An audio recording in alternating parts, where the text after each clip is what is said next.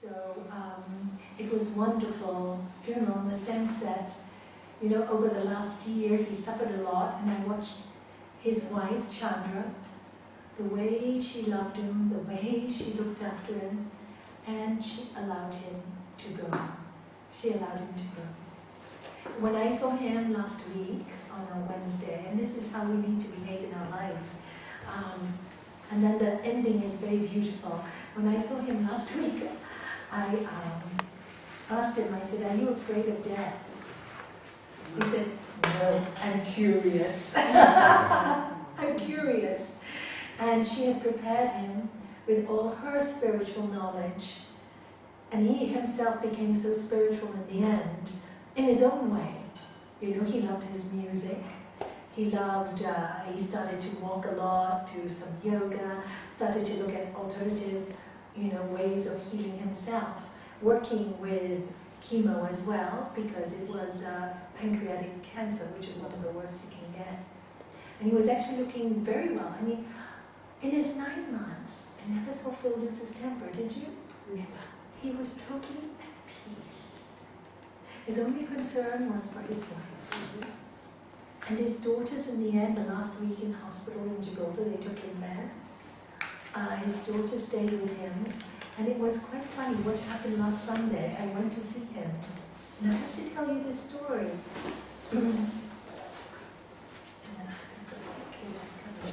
Hi, Shanti, thank you. Yeah, thank you. So, I went to see him last week, and his daughter was there, and then I heard the story. This is our Master Sri Swami Sotogrande, in case you don't know. A master is one who takes you to your spirit, who you are. And his daughter was staying overnight with him to give his wife a break. Anyway, they're there overnight, and the nurse keeps coming in, checking on him. And suddenly the next day, she goes to early in the morning, she goes to the daughter, "Where's your friend?" And the daughter goes, "Friend? What friend? I'm here alone with my dad all night. My dad's sedated, so he's sleeping." "No, there was a friend, the man with the white beard and the long hair." "Oh, by the way," she goes, "what religion are you?" And she goes, "I'm a Catholic, or Christian," whatever she said. And goes, "No, you weren't in the room. I saw this man with you all night. And in fact, I was going to ask you to introduce me to him because I loved his face. Wow. I loved his smile. And I wanted to meet him, and now he's gone." So the daughter ran in, because in the hospital room, Chandra had kept a small photograph of our master. And then she went and said, "Is this who you saw?" And the nurse goes, "Yeah, exactly, where is he?" "Oh, he passed away in 2002. So apparently, last night again, a group of them went to, Chandra had called and said if we could go and do some chanting, because they knew that ended soon.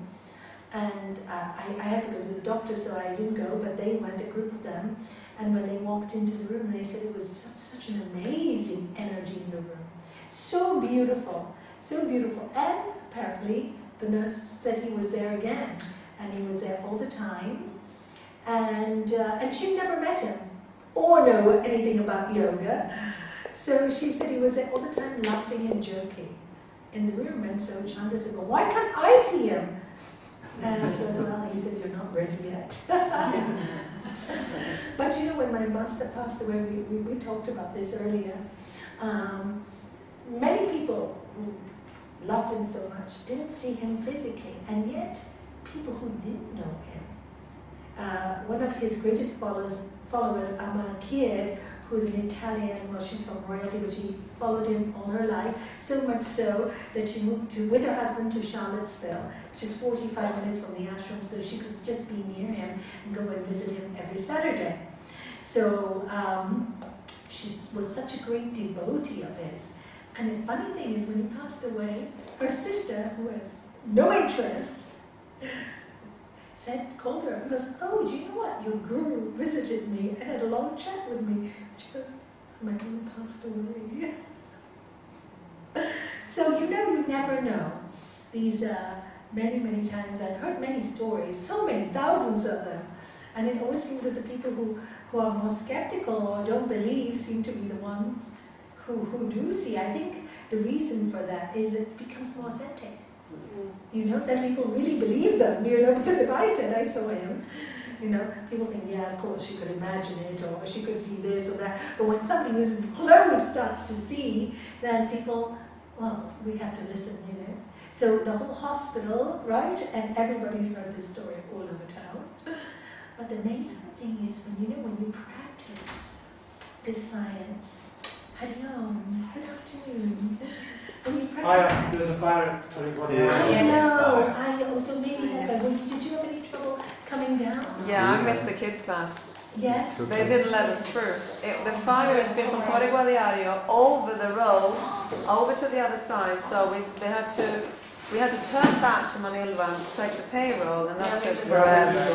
So luckily Sanjay was in the house, and he told the parents that, you know, sorry, it's a fire. Yeah, we see the smoke. So they understood. It was only the moment before goes. Oh, okay.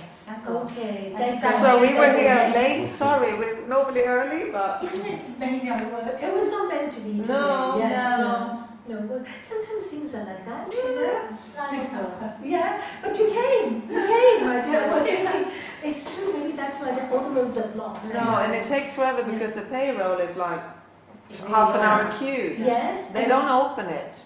Did You you still have have to trouble? pay. Not at all. No, but well, it was on the good. entry to the payroll. Those were closed. Okay. Did you get on the payroll? Oh, Did you come on the We were payroll? Did you come on the payroll? We were unusually early. No, my Did you come? children came first. They born out from the San Jose payroll because yeah. they got the Payroll. message already. Yeah. So yes. they were on time. There's a lot of everything was smoke. fine. So when you drive, avoid it and go the other way when you go back. Huh? Because there's a lot of smoke there. No, and then probably a few houses got hit. I'm sorry. Yeah. Oh, we can, so we'll dedicate some prayers Yeah. or some alms to all those people. And it must be horrific. Yeah. Yeah, So, really a big so one. hard, so hard. Yeah, I'm sorry for them too when you lose your home and everything you have, especially in this day, at this time when there's crisis and no jobs, people are kind of getting very low. But you know, everything happens for the best. There's just an adjustment in our world at the moment. And that's what we were saying about this beautiful funeral, because it was in a church. And they were so brave, they said they didn't want anybody to come in black, they wanted everybody to come in white. It's the first time I've seen in a Catholic church, in a funeral, everybody in white. Well, not everybody, but only quite a lot of people changed. And I thought, wow, I admire this girl. She's changed the rules there. And the song that her husband had asked her to put on when they walked in with the coffin was Smile. Do you know? Smile, though your heart is breaking. Smile. Yeah? So it was really very beautiful, and they brought the coffin in with that. And they finished up with a young girl singing, which was the name of the song? You are the wind beneath my feet, that I need. Do you know that song? Yeah. It was a beautiful song. No, it's not. No. Wings. Is it called Wings? Yeah. Wings beneath my wings. No, it's not the Wings. That's the one I use for my husband. Oh, it's another one. Yeah. You know it. You can I sing know, but I it. can't sing the tune. Oh, Which one is it? The Way You Loved Me. Yeah. Yeah. Is it The Way You Loved Me? Oh yes, Yeah, the way you loved me. Yeah. I am who I am because of the way way you you loved loved me. me. That's it. That's Yeah. And you see the mother and the two daughters. Yes. I'm just talking about the funeral we just come back from. I just go back myself. And they're in the church and all smiling with tears and holding each other's hands, you know, and waving the husband away as, yes, because we need to change things. And, you know, we were talking in the car, why is there so much cancer today? And I think it's really important, you know, that we learn to love each other because there is so much cancer. And when you close, when people know how to have closure, because watching Cynthia or Chandra and Phil the last 9 months, the way they were with each other, unconditional love, unconditional love. And I tell you, unconditional love at the point when somebody is passing is very difficult to do, but when you witness it, you see God. And I think everybody in that church felt that incredible love, because unconditional love is letting someone go that you love. And when I asked, are you worried about him dying? Her answer to me was, I'm ready for him to go now. He has suffered too much. He has suffered too much. I want him to fly now. And she's madly in love with him. So, and the daughters as well, the two daughters, so young. And they're with the mother, singing, crying, smiling, you know. And it gives people the sense of the truth. The sense of the truth that we're all going to die one day. All of us. You know? And how nice if all of us can be given such a wonderful send-off. How nice that we're going to our new life and we hear, okay, have a good time, even though I'll miss you. Instead of, you have to come back, what have you done to me? And then you can't do anything about it. But to let them fly, how wonderful. Wouldn't you want to fly? I think you would love to fly because you will have no more heavy body or no more sick body. And I'm reading a lovely book at the moment, which I nearly finished. I think I talked to you about her, Anita Morjani. Have you heard of her? Well, I met her in Hong Kong about 5 or 6 years ago. It's called Dying to Be Me. And she had, we won't do the Gita today, right? I'll just speak about this. She had cancer all over her body. She suffered for 4 years. And there was a lot of fear in her, a lot of fear. She talks about this in her book, you know, before cancer, fear of the disease, fear of dying, fear, fear, fear. She went to India for 6 months for treatment, natural treatment. She was well there. And then when she came back, again the fear started. Everybody said you should see this, and then the cancer grew worse and worse and worse, and then she lost faith in everything.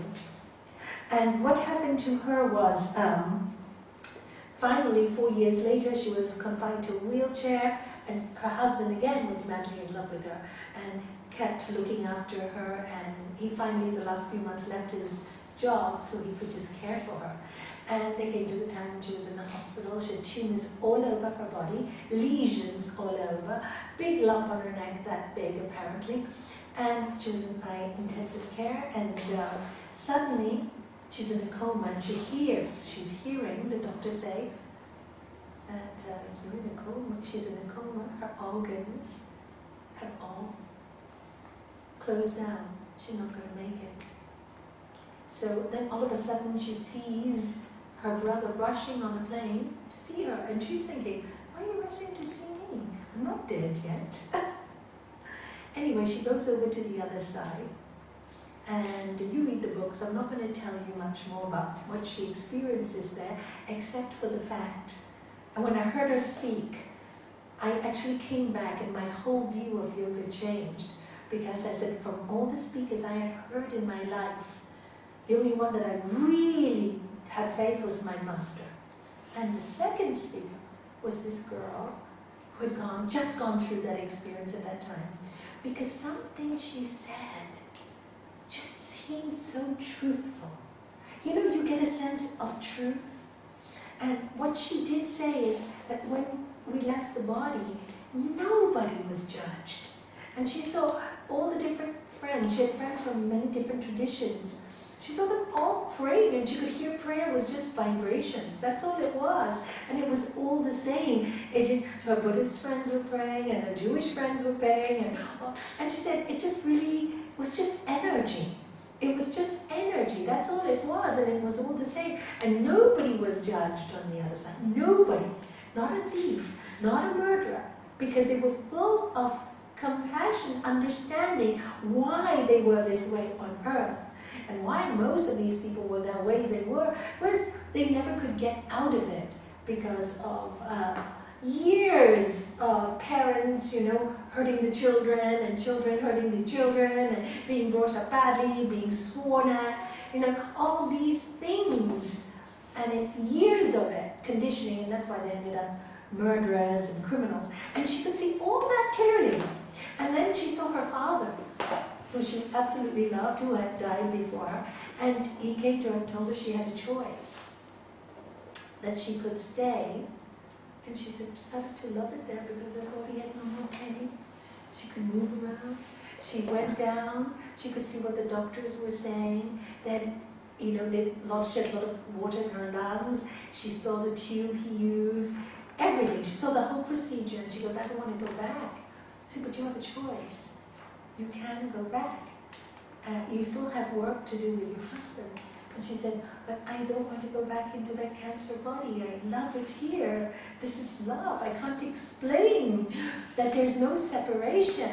That was one of her things. There's no separation. We were all, she said, you can't explain it in words. We're all one. We just, well, it was like huge. Your soul became so large and the body was so limiting.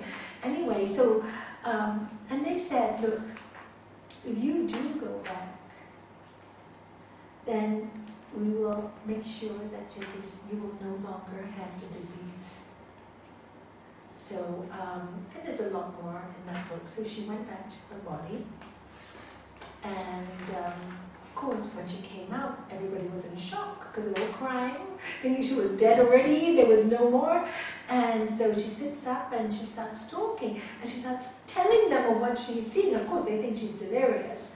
And the doctor goes, okay, pump this into her, let's get some chemo, she's full of lumps. And she just said, but I'm supposed to be well. But of course, nobody was listening to her.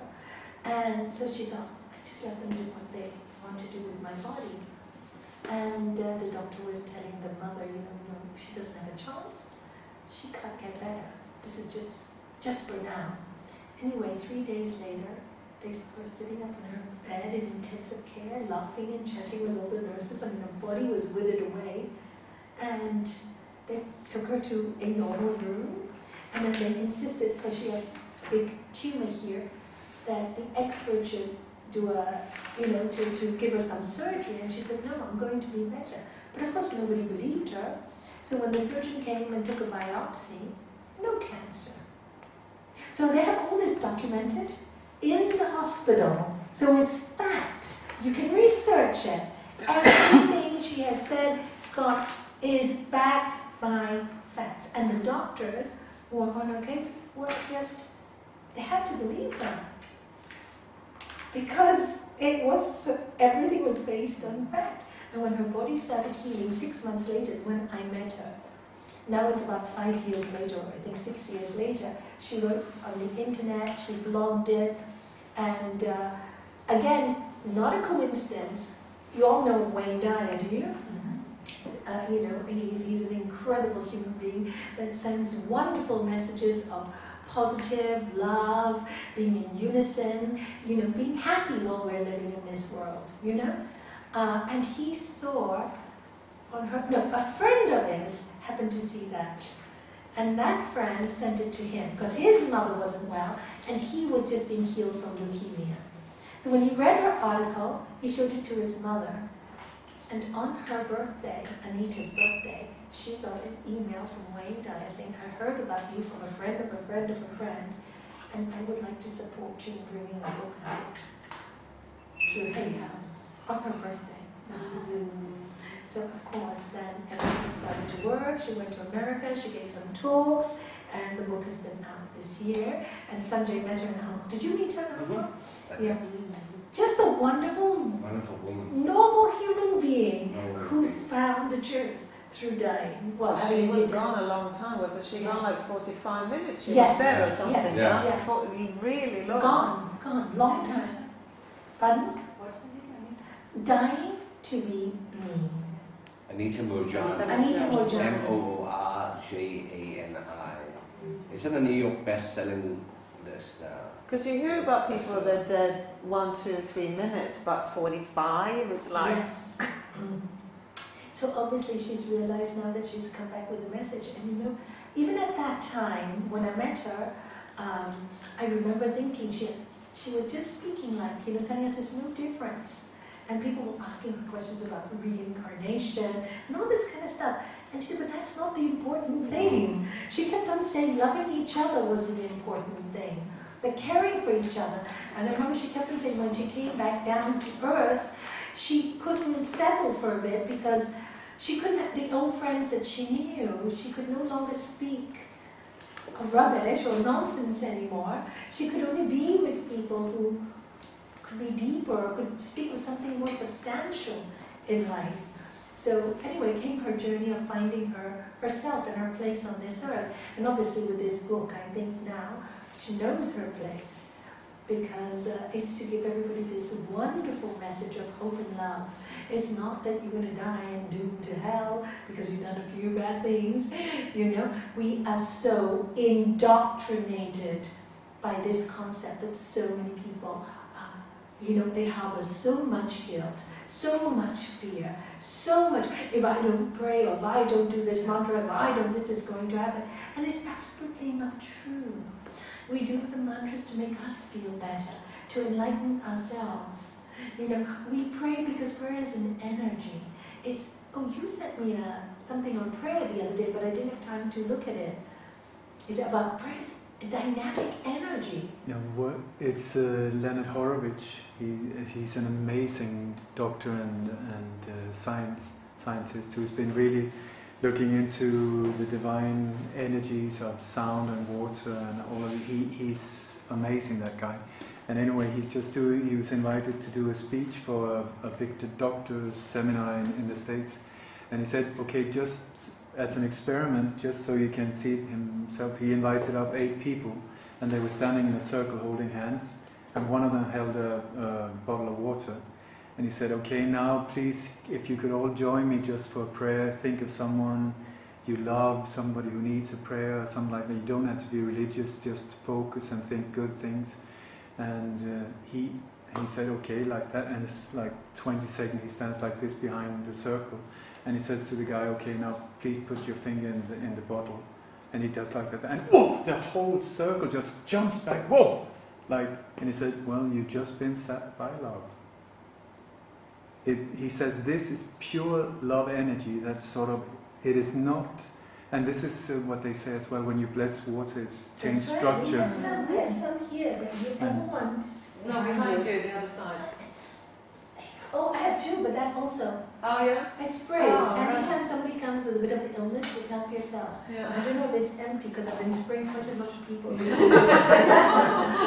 little spray because it's easier. Yeah, we have this one here, yeah. The one that's... Yeah, it's got some. Yeah, and that one. And this one here, see? The blue is it? Yeah, so somebody given it to me, so I left it here. So we get all the energy from you every week, and so when people are down or feel they can't go on, I just give them a little of it, and they feel. People feel it, They really feel it, because it's all energy. We're atoms. It's actually very, very scientific, and this is where spirituality and science are marrying today. Finally, and not this, God forgive me, not this nonsense that there's this hellfire and you're going to be doomed. And this is all power and to keep us fearful and frightened and not live our lives beautifully. And this is really important because we only have one life in this body as we know it. But we're eternal. We're never going to die. Energy never dies. We're never, ever going to die. Energy form. But in this body, in this makeup, being so well, 2 eyes, nose, mouth, we're not going to have this body again. So we really, really need to respect our temple. This is our temple. It's really important. And it's really important what we put into our temple, what we put into our mind. Because and this is the whole science of yoga, it's the science of the mind. What you put into your mind is going to feed your body. So the mind is a very important place for us.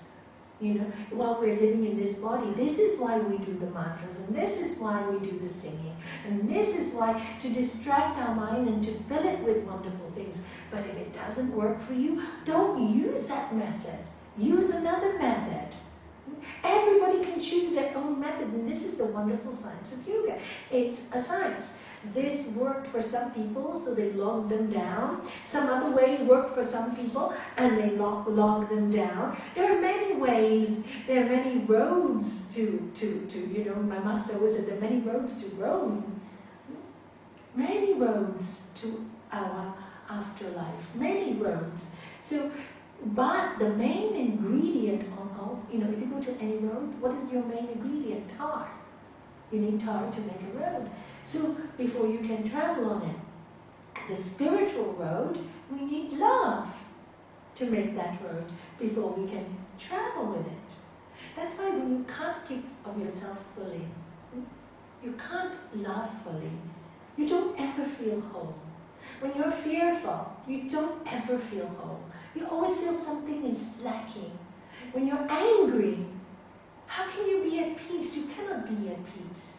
And you say, oh, Nalanie, it's pretty unrealistic living in this world not to face those emotions. Absolutely, you're absolutely right. We live in this world. We are going to face those emotions. It's normal, we're human beings. But the idea is to understand those emotions, to understand the end product of those emotions, and ask ourselves, is it worth it?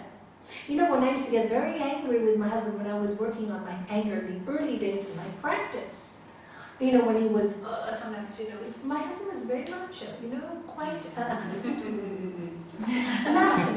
very Latin, you know. And I go, oh, don't be so macho. He said, but I am. And then, you know, and then I would, you know, in the beginning I would argue and we wouldn't talk for 3 or 4 days or whatever. Such a lot of nonsense, rubbish. When I started yoga, yeah, and I got a little like when he went like that, and oh, you're the woman, and I go, oh, I would just say, if I screamed at him now and he fell dead, how would I feel? Would I still be angry? I think I'd cry my eyes out. So I worked like that, and after a while, with the practices of meditation, understanding the truth, I realized that he was my tool to learn to accept all. And that if I could love him unconditionally, even though he was so macho and sometimes blamed me for everything. But most men blame women, don't they? Well, nowadays it's the other way around. Most women blame men. Now it's the other way around because recently, most of the people who see me for counseling are men. Haven't you noticed in my office, Shanti? I have so many more men today. Honestly, are men. And the women blame them for everything. Wow, the world is changing, isn't it? It's interesting. It's interesting. I didn't realize that till just now. Can we change it back? We have to please? we have to find the balance. Yeah, that's exactly it. A few years ago it was that way, and now it's this way. So it's the balance. And you know, and this was the whole thing of Chandra and Phil's marriage, because and this is the love for how we work with each other. Because if you understand in their marriage, they went through a very bad time. And it like so bad that he said he couldn't take it anymore if she didn't stop. Because Chandra will tell you herself. She will tell you herself. She was extremely aggressive, very loud. I mean, she's the kind of person you tell her off, she'd swear back at you and smash your car, right? Isn't that what she told us? That was her nature. And Phil's nature, yeah, honestly. And Phil's nature was gentle, loved music, loved people, fixed bikes. That was his business. And he adored her, but it came to the point when he couldn't take it anymore. She was just too much for him. And when he told her, I can't take it anymore, I think she went into shock mode. Because she's such a huge personality. How can anybody not take her anymore? And then she saw herself. She cried for 7 hours, she said, or 8 hours. I can't lose this man. He's the most precious thing in my life. And she came to our yoga center every day. Every day. She wanted him back so badly. She worked so hard. She went to Hatha Yoga. She went to all the different classes. My class, her class, everybody's class. And then she'd give me a lift back every Wednesday to Torre Guadiana, because those days I lived in Los Flamingos. And she'd give me a lift back just to Torre Guadiana, where my husband would pick me up. And she would say to me, I just want your peace. I want my husband back. So don't do it for that, do it for yourself. And she developed such a thirst for spirituality. She got every book. This is a person who doesn't read, aggressive, swore.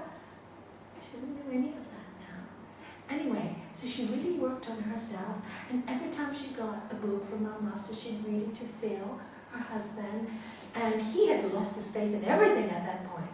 And when he read what she was saying was basically the way he was already living. So something rang true in his heart.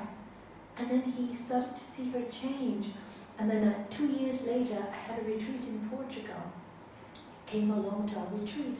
And I said to him, everybody go around the room, why are you here? What do you want from this retreat? Because it's very good to know what you want to get from something. And he said, you were there, right? And what did he say? He said, I am here because I've fallen in love with my wife all over again. All over again. And then the last 2 years, they have behaved like newlyweds. They had 1 year really clean from pain, and he started to fall in love with us yogis too. We didn't think we were strange anymore. And he used to bring the bongos to sometimes and do mantras with us, and always had big parties in his house for us. And then a year and 3 months later, he was diagnosed with pancreatic cancer. But the wonderful thing was that they had these years of such unconditional love together. But isn't it almost like mission accomplished? Yes. This is why today at the funeral, everybody that was there felt, and the church was packed, maybe 200 people or something more. Everybody felt that feeling. And many people would never come to our yoga center way of being, just Christians or Catholics were there. And they said they felt, somebody came to me afterwards and said, all funerals should be like this. You leave feeling a sense of peace, love, strength. I've never seen one like that. So, we have a short time on this earth, and I think the message is, male or female, get over it. Either way, just get over it and treat each other as souls, individual souls. I asked my mother a long time ago when I had so many consultations with so many marriages going bad. And I said to her, Mom, how come you and Dad are, so different? You live 60 years together, And she said, when your father came home in a bad mood, shouting, etc., I keep quiet. Next morning, I would discuss it with him, say what I thought. And then everything will be okay. When I was in a bad mood and kept shouting, your father would do the same with me. It's allowing people, yes, of course, sometimes we get angry. It's allowing people to express what you need to express and knowing that beyond that expression is love. Just be patient. You can get back your dirt next morning with love. And then everything calms down. Everything is different. And and people become so much happier. And what else do we have in life? And Anita Gurjani, as I was talking about, her came back with this thing. The only thing that was really, really important is to spend time with people you love. So she stopped going to many parties, she was saying, and she just wanted to be with her husband, and her mother and her brother and her family, and people who really had a depth and love for life. She said because she saw life differently. She saw colors that she'd never seen before. And this is what meditation or opening of your spirit does to you. You start to see things differently. Maybe you've never noticed a flower, a certain flower on a tree, or a certain smile or something, and it makes you notice everything. So life takes on a totally different hue. It's colorful, it's beautiful. It makes you excited to want to get up in life, even though it's difficult.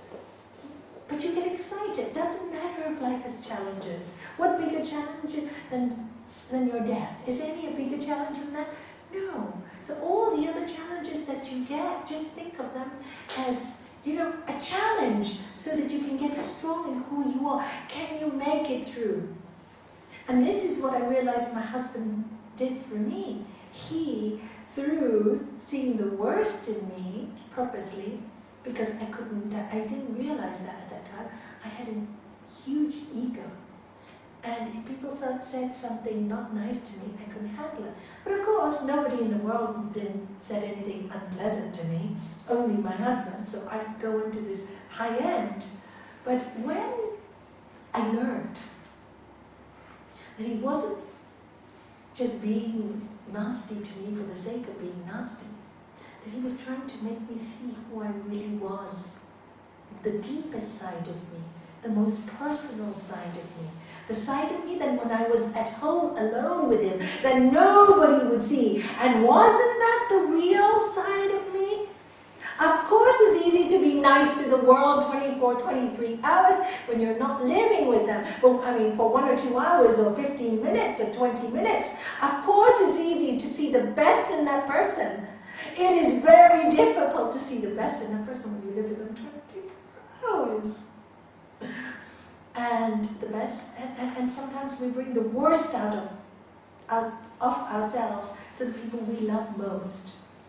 And that's when I realized that he didn't even know he was doing that. That it was the reason why he had to behave that way was for me to learn.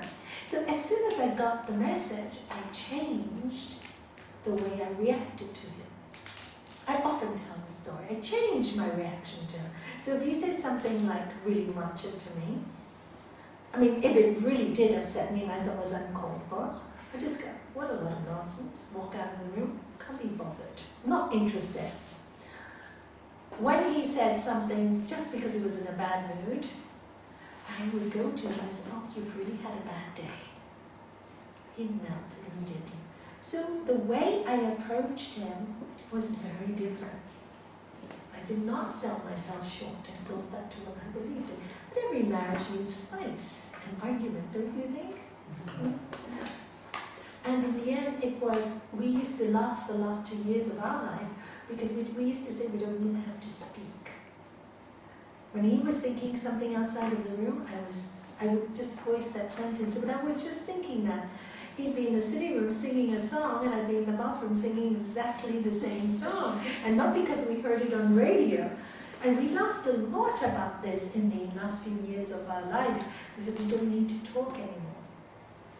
But the whole reason of telling you all this is, you know, we seem to keep, all of us seem to go into the same relationship problems, either with a partner or with a family member, a mother, a sister, a brother, always the same problem. We seem to find it very difficult to go transcend the problem and look at it from above. And to look at it from above, the question you have to ask yourself is, what is my reaction to this problem? How am I reacting to this problem? How can I change my reaction to this problem to get a different result? Because if you're reacting to a problem the same way all the time, what will happen? You will get the same result. So obviously, because you are doing the thinking, you have to ask yourself, not the other person, because you cannot, for heaven's sake, realize, change anybody. You cannot. They can only change themselves if they want to. So you have to ask yourself, what reaction can you give them to wake them up? To wake them up. Or what reaction can you give or change to make it less painful for yourself? Because at the end of it, none of us deserve to feel pain. We're not born here to do that. These petty things that we should get over very quickly so we can live a more fulfilling life and do bigger things with our life, in the sense of having a little fun with everything we do, instead of complaining about everything we do. So what happens? Our world doesn't learn. As we get richer, as we have more money and more things, or less money and less things, there will always be a desire to want more. And for those who have all that they need, want even more. So we come to a society where we are covered by I want, I need, I have to have, and that is totally miserable. If everybody was happy, I'm sure there would not be a need for 2012 and the consciousness change. we're not happy. So everything has to change. A lot of people that we know are suffering financial losses. A lot of people that we know are separating. A lot of people we know are really suffering horrible diseases. Why? To wake up to what is really important in our lives. We have given too much time, too much energy to things outside. And we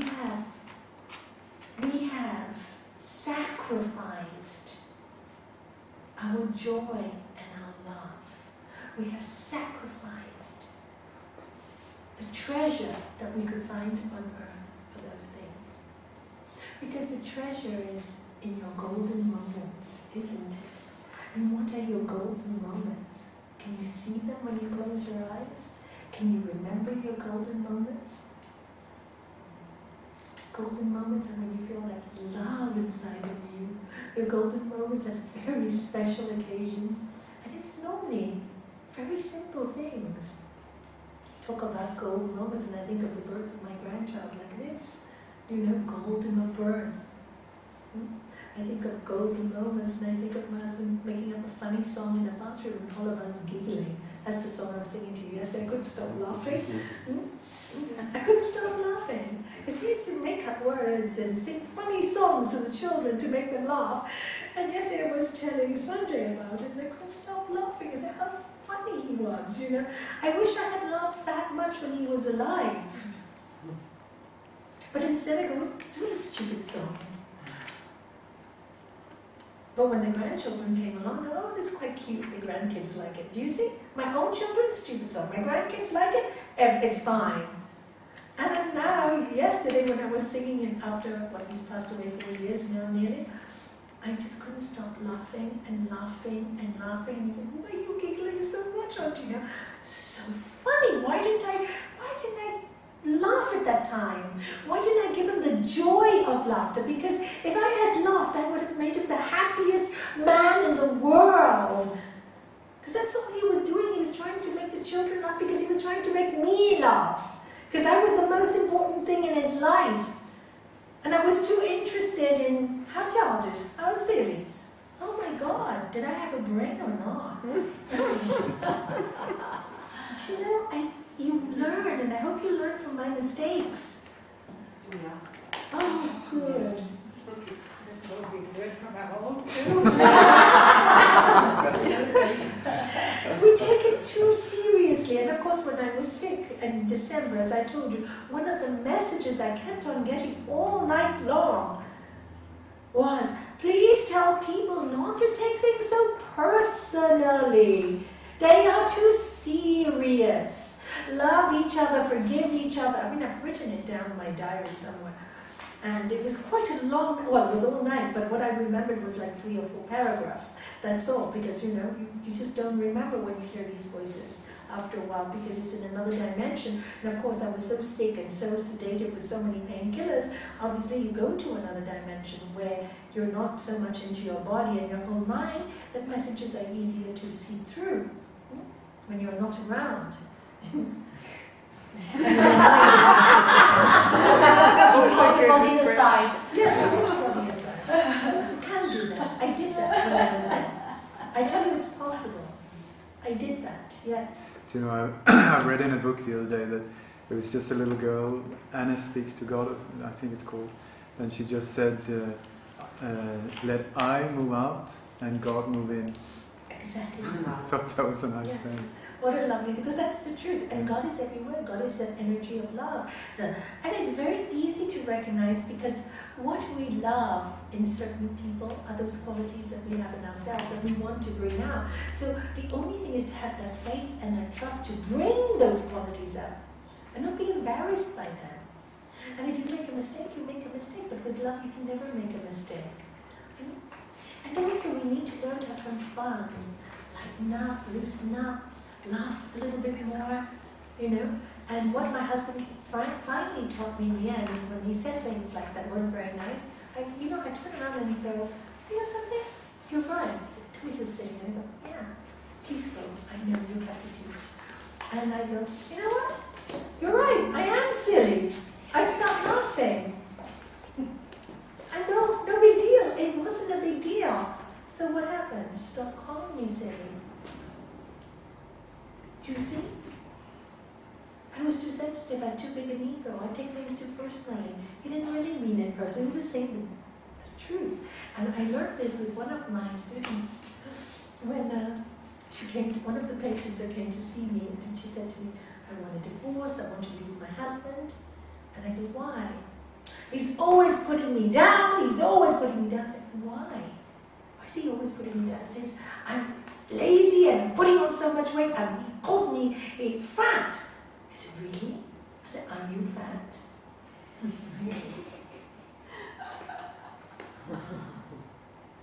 So I guess I am, but he should love me unconditionally.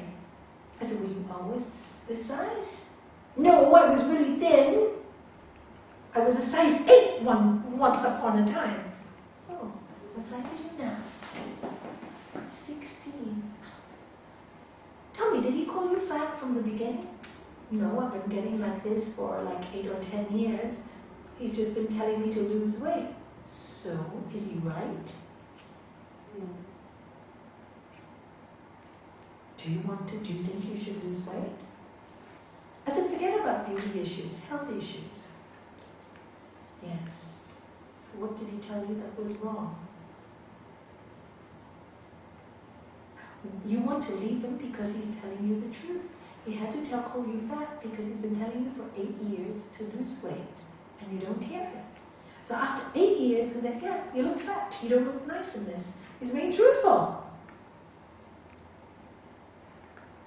She started crying, poor girl. I said, "Sorry, I'm so mean." But I said, it's the truth. You are overweight. And now you're so angry with him because he's telling the truth. So the danger here is you scream, now you're screaming at him. You're going to lose him. Is he a good man? Yes. Has he always looked after you? Yes. Is he a good father? Yes. So you are leaving him because he calls you fat. You are fat and you don't want to lose weight, but you promised to lose weight. Is that the same scenario? Yes, I promised him 100 times. Just do it. Rather than talk, just do it. So I said, "Oh, lose him. It's up to you. It really is up to you. You know, it's your life. I'm not here telling you. I'm just showing you the scenario, the truth. It's up to you if you want to see it or not." She started I need to lose weight. So I said, "You know, go see a good nutritionist. Go see a good nutritionist. Get the nutritionist to help you. You know, it's hard to do it on your own. You spent 8 years doing this. Get some help." You know what? She did. And she lost weight. And the marriage became so much better. So you see how sometimes we fool ourselves? Sometimes really somebody is telling us something, it's actually the truth. But they try to tell us nicely, and we didn't hear it. So they tell us not so nicely. And then the problem starts. So I learned that from this patient of mine. So when my husband used to say things to me, I asked myself, is it true or not? If it wasn't true, I'd just say, gobbledygook, and not worry about it. If I found something in my heart, means there was a truth to it. Work on it. Hi, Amilu. Are you thirsty? She's a good girl. She loves to draw and paint. She does some beautiful drawings, huh? Don't you? She's sweet, isn't she? And that's the truth. So if you can get over these small things in your life and really start to love. It's not easy to love unconditionally. It's not easy. And this is why we do all the practices. This is why you come and listen to me, to remind yourself constantly, just to remind yourself constantly. I remember last Tuesday, look how people forget. I did a Tuesday morning Hatha Yoga class, physical yoga. And I said, today we're focusing our Hatha Yoga class on focusing and balance. So we did some tree poses, and I taught them how to focus. When they learn to focus their body, they learn to focus their mind. And so everybody was very focused and very balanced. At the end of the class, it was very quiet and very strong energy. So I said, can I ask you all a favor this week? Yes, yes, yes. Will you practice every day? It won't take you more than 2 or 3 more minutes. But practice just staring at something and focusing the mind. Learn to focus your mind. And use the tree pose, because then you have to focus your mind in order to stay straight. So they all said, yes, yes, yes, yes, very excited, wanted to focus and balance. Do it every day? Yeah, absolutely. So this morning I came into the class, and I said, how many of you did the focusing and balancing that you all said you were going to do? 3 out of 16. Because we had 16 people this morning. 3. So you see how quick people forget? And these things are good for us. I mean, if you do it, you get strong. You don't do it, well, I'll just take longer, that's all.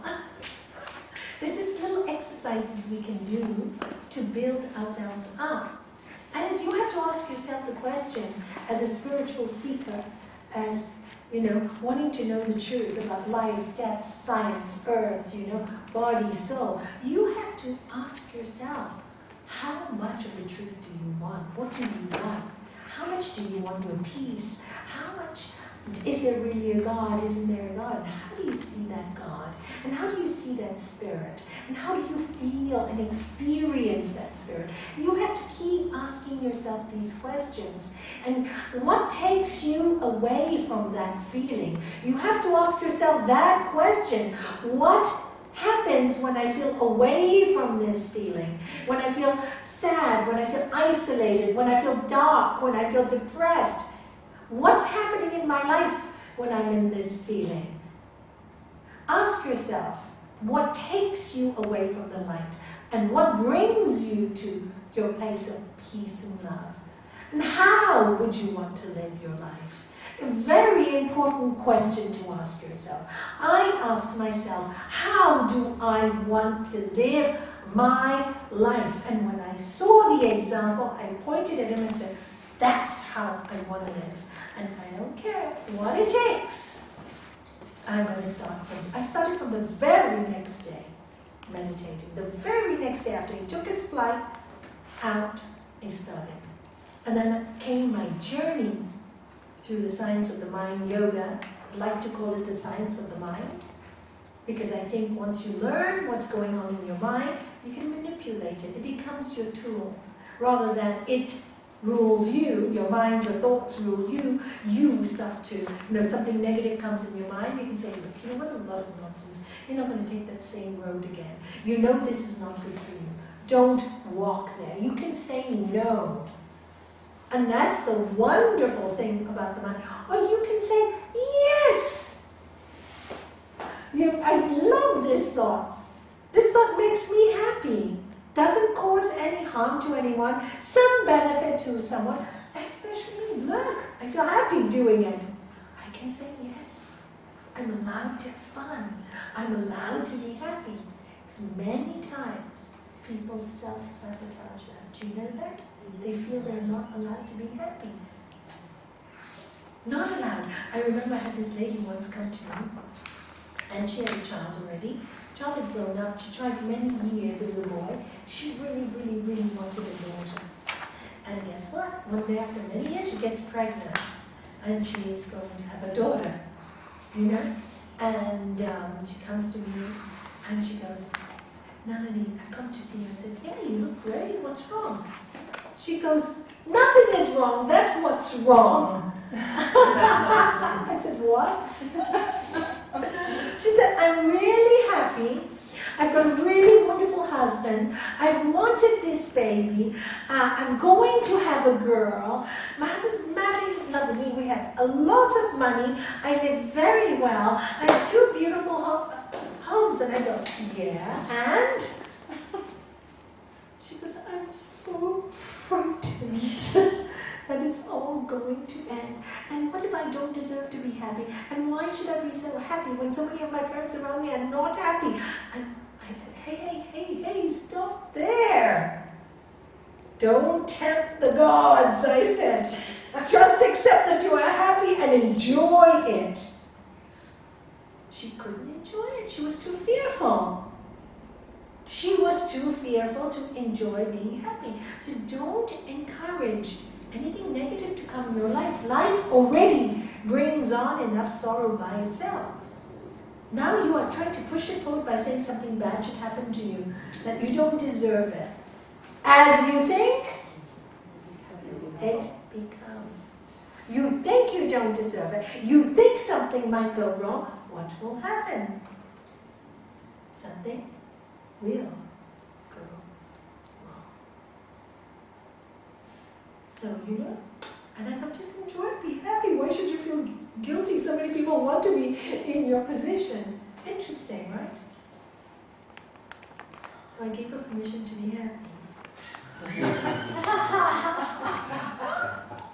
But it's true. I've really learned this in my last 2 years of consultation.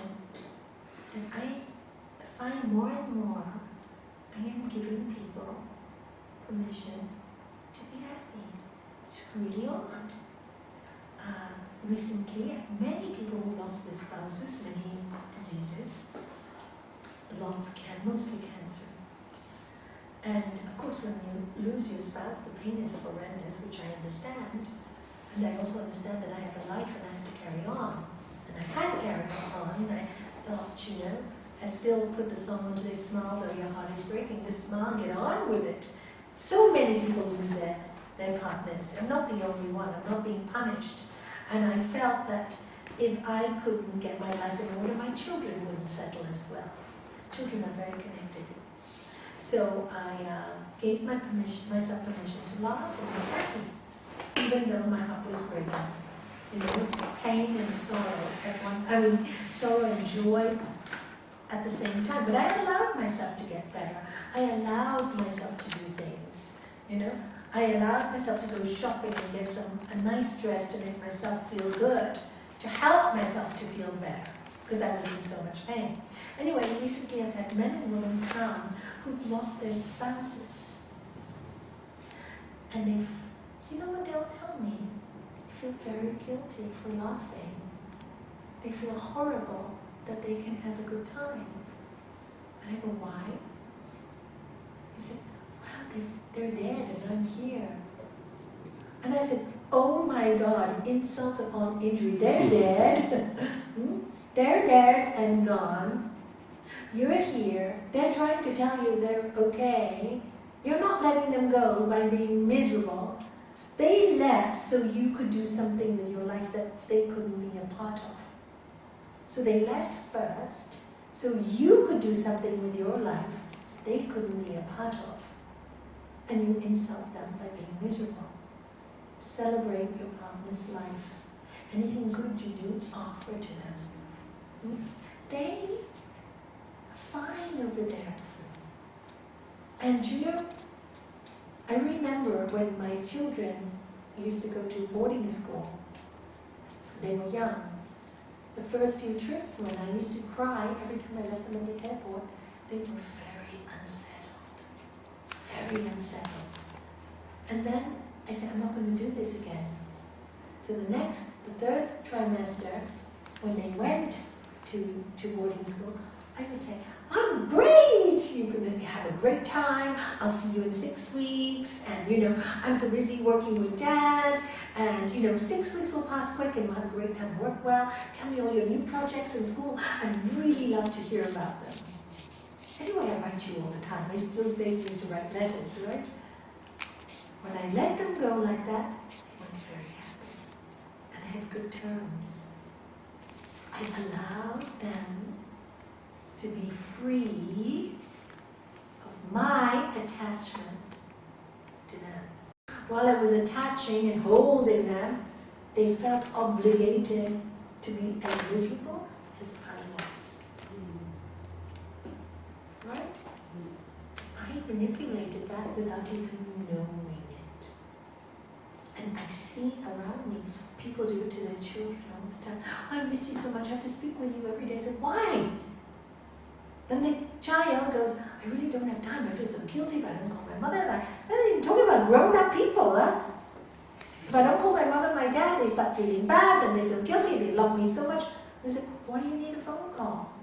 Yes, call them once in a while. We don't have to do it every day and get stressed out. It's almost like it's a big headache to call the person. I said, shouldn't you call me, want to pick up the phone and say, I love you? You know, when you feel like and when the time is right, all this ownership of time and feeling. And I feel people like it. They like to own, they like to manipulate. I said, you know, that's real manipulation, what you're doing. Real manipulation. You really love someone, you set them free in the sense of you allow them to grow. You give them permission to be happy in their new world. You give them permission to love. And recently, like I said, all these people, all I have to tell them is, why can't you love? Don't you think your husband and wife would love to laugh with you? And then one lady said to me, she said, you know, Nalanie, the other day, so her husband had passed, I think it was just 2 months. And she goes, it was his birthday. It was his birthday. And I knew that he loved champagne on his birthday. He was one of these people. So, and I knew he loved Indian food. So I insisted to go with my family to get Indian food. But I didn't dare ask her for the champagne because I felt people around me will say, look, her husband's just gone.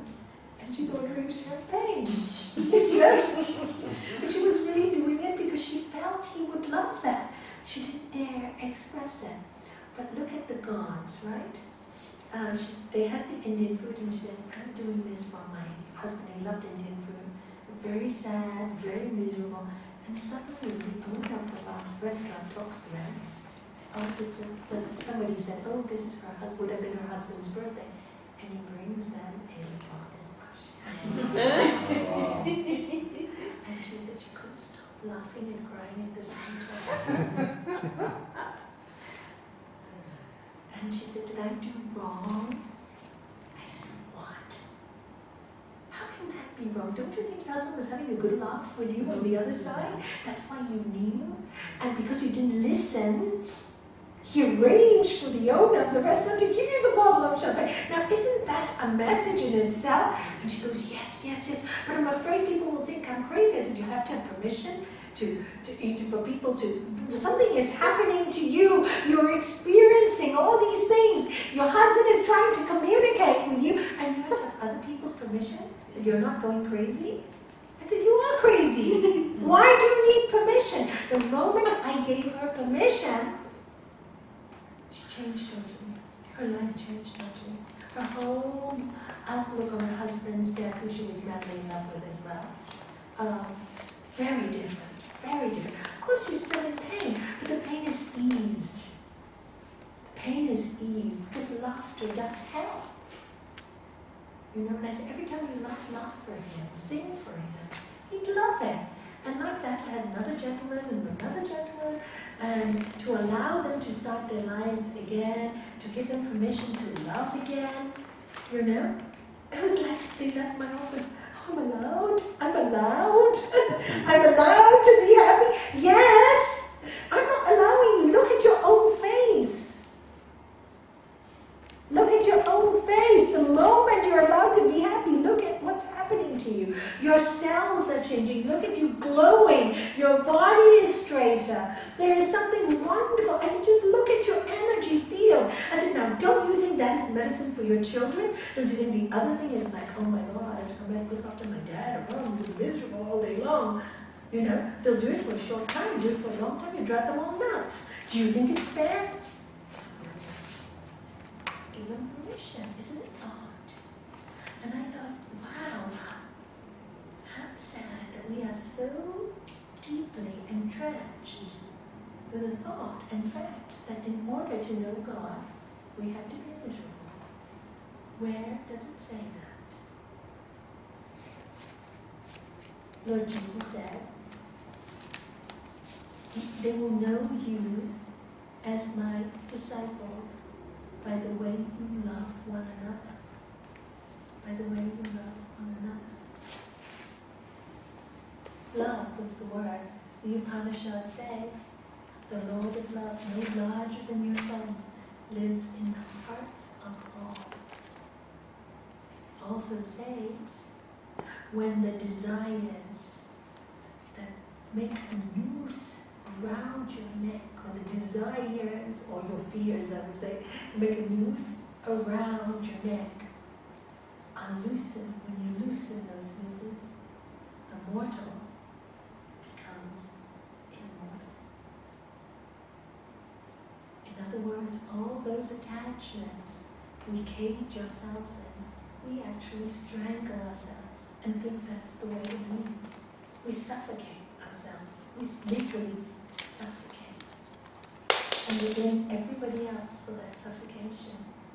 All you have to do is remove it. And that's why I love the yogic teaching. Because what does it tell us? What are you, the soul, the spirit? Truth, knowledge, bliss, absolute. And that's the state we should be in when we are living. Good times, bad times. Happens to everyone. Happens to everyone. Be happy, fly, enjoy a little of your life. Have some fun. Good, clean fun. I love my birthday party last week. Thank you. Such good, clean fun. I love good, clean fun. You smile, you laugh, you do silly things, you become like a child. So much fun. We danced. I love that little dance. Sorry, it was so. Did you love it? It's so elevating. When you finish, you feel so happy, like a child. Yeah. It just makes you happy. We don't allow ourselves to be children anymore. We don't allow ourselves, and we don't allow people around us to be children, which is what I started with this song that my husband had made up, you know. And yes, I couldn't stop laughing. And I said, oh, I'm so sorry, darling. I realized so late how funny you were.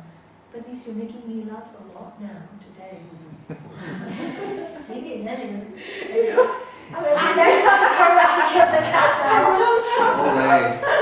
I don't think I can I? I'll just start laughing. I'll sing it to you when I can stop. When I can stop. It's too recent. I laugh so much. Okay. Good. Yeah. You did. Go for Hours it. of giggling. It's really funny. Today. Oh, it's really fun. I'll just giggle. I'll giggle. But, and this is really the message that I got right now, folks. Finding your spirit isn't about finding some demon that's full of darkness and misery and blackness. If that is God, sorry God, I don't want to know that part of you. I like the other part better. The joy and the laughter and the forgiveness and the kindness and living that way makes me feel better. I don't know what person who doesn't feel better living that way. I don't know one. If they say they don't feel better living that way, watch their body language. You want to fool yourself and tell yourself you're happy? Fine, go ahead. Not my loss. So on that note, I didn't realize it was already 7:33. I said sorry, I talked a lot. Is there anything you want to ask or anything you want to suggest or anything you want to tell? We just want to hear your song. Oh, okay. Let me see if I can do it. It's really quite funny. Okay. My name is Bish. My name is Bosh. My name is Bish Bosh Ogalabush. That's why they call me Mr. Bish Bosh Ogalabush.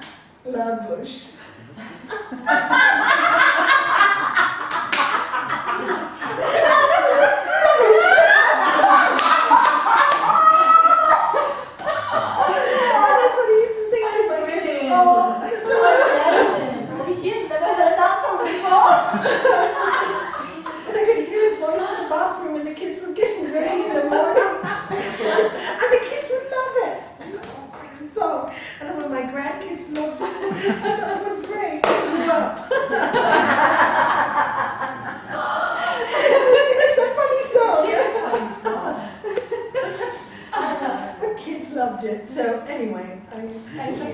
You're welcome. I can't think of Shanky singing that Can you imagine my husband so strong? It's true. Nobody could, right? You must be laughing with me. You can't, because my husband was strong, tall man, powerful. And that was such quite serious, right? But there was a side of it that was so lovely, and I didn't encourage it enough. You know? I didn't encourage it enough. And I did at the end of his life, but I wish I'd done it in the beginning. Do you know? I wish I'd done it in the beginning. Good for you. That's so lovely what she just did. That's so lovely. It's so important to encourage, because what else do you have in the end? You know, what else do you have? You know, so if there's any relationship that's not working, just try and see what can happen. And if it really doesn't work, what can you do? You just have to drop it and find another one, right? But don't kill everybody and think all this years of misery, and then all the children are disturbed, and all the aunts and uncles are disturbed, and the children that have horrible relationships for the rest of their life, because you couldn't face your truth and live your truth. We are so powerful, unfortunately. We affect the people around us so much. We need to be a little bit more careful with that power. And that's what the science of yoga does. It helps us to monitor when we are misusing and what we're using for the benefit of the world, and ourselves included. Ourselves included. So will you give yourself permission to be happy?